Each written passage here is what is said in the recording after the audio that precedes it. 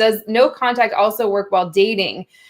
Just him being distant and not noticing you or the energy you put into a relationship. This is one of the things I get asked all the time. One of the reasons I wanted to do this live stream, Matt. So can you clarify this?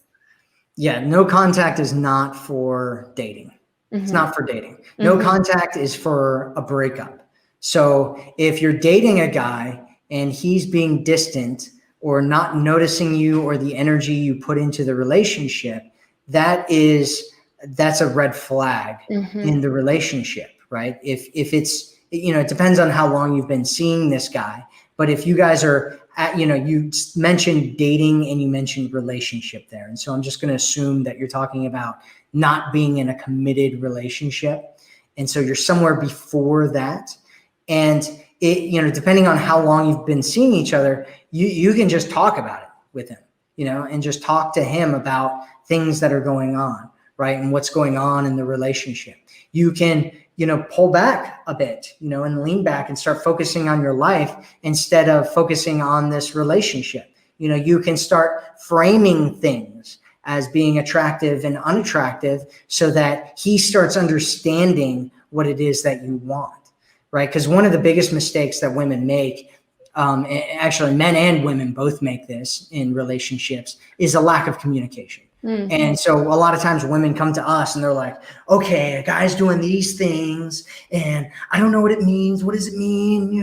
What should I do? And then they're like throwing all these tactics in there and ignoring a guy and leaning back and doing all this stuff. And it's all just like this rigmarole dance thing that they're doing around the guy. And they're like, is he going to see me? Does he like this? And instead what you want to do is you want to talk to the guy, right? Have communication with him. Let him know what's attractive, what's unattractive. Mm-hmm. If you are, what it sounds like to me is that you're giving everything to this relationship and he's not really in it. Yeah.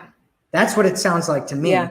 And so, your problem, Lungal Mamela, is that you're going to end up in this situation where you're being taken for granted by a man, and you're going to be doing everything and you don't even know how he really feels about you because you're doing everything.